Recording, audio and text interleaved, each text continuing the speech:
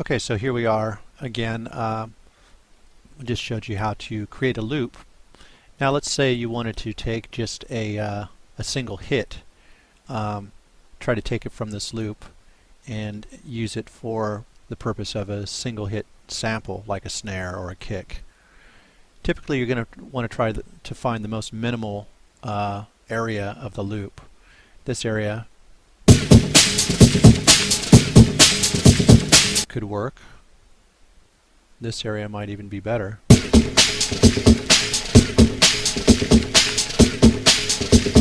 Different tones altogether. I think I like the fuller tone here better, so I'm going to drag this just so that we've got a smaller thing to work with. I'll minimize this file. And then we'll try to figure out what sample that we like.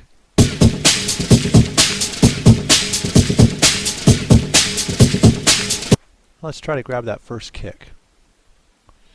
All we're going to do with the cursor, we're going to pick a point here, left click, and then drag over the area that we want to edit. Then we'll get in closer, and then I'll drag to the end here before the next hit starts,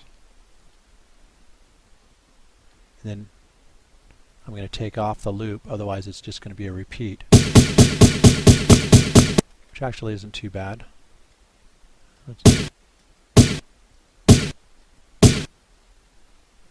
Sounds pretty good.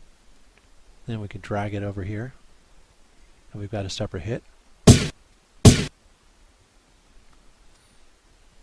Now there seems to be a little bit of sound towards the end. What might be a better idea is to shorten the sample, and then if you want to extend it, you can always add a subtle reverb or what have you. So I'm going to try to find what's just long enough. A little more. Yeah, right about there sounds good to me.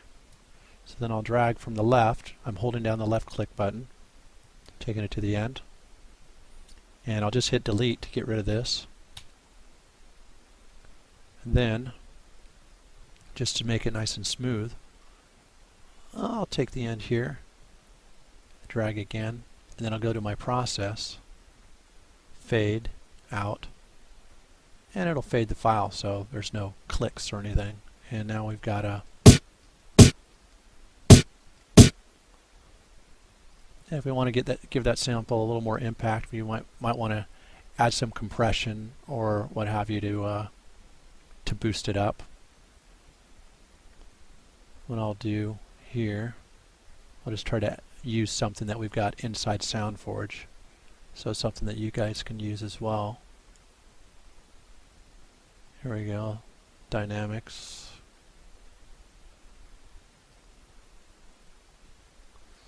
And let's take a look at some of the presets. Let's go ahead and use maximize volume.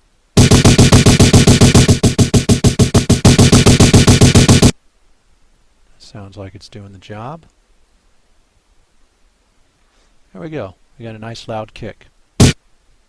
Now if we want to continue, what I might try to do is, since we've got this little area, I might just hit the right button over here and go to the next step and see how it sounds.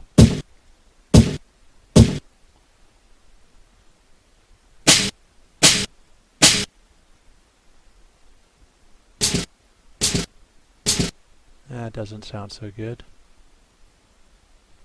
I think I'm going to go back here. No. That sounds pretty good. I like the snap of that. Even though there's a little bit of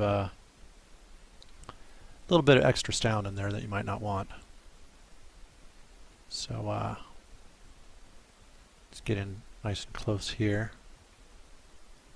Take off some of that beginning. I just drag and hit delete on the area.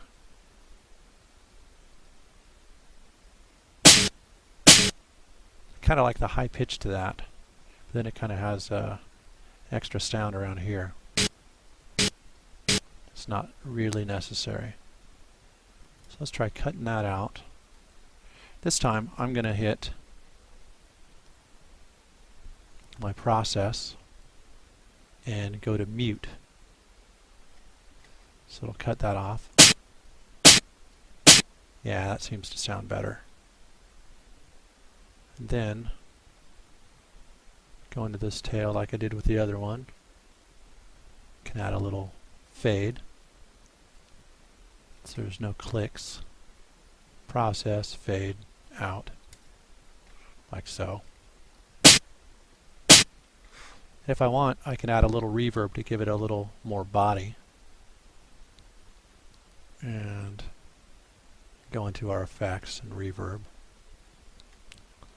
See what kind of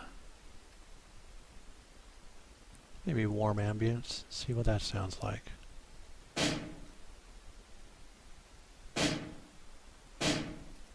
Obviously that's too much reverb. Let's turn the dry signal all the way up to 0. And then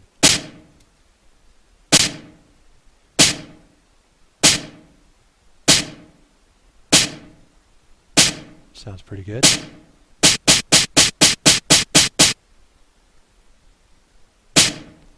Yeah, it's a little trail. I'm going to make it a little more subtle.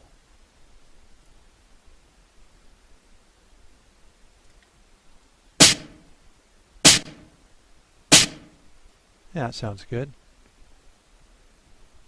The decay time sounds alright to me. And I'll go ahead and hit OK. Now we've got a snare, which sounds good. Now you could go in and do further things to the sample if you don't want to save it as is. The first thing that you might want to do is process and normalize, which brings the volume all the way up to the highest peak. I usually like to put it to about -0.3, so it's right under the top. Then I'll hit OK. I'll bring the volume up. Now if you want to take a little muddiness out of that, you could always go to your process and EQ. I'll go to the paragraphic EQ. And it looks like we've already got the low shelf hit here. And this will just cut out some of the bottom end. So I'll try it.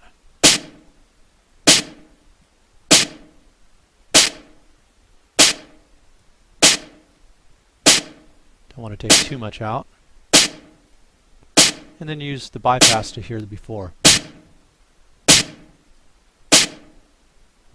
think that sounds cleaner. Hit OK. You might want to try normalizing it once again. Then maybe even using your dynamic compression. We'll use the same thing we did with the other. Sounds like a bit too much.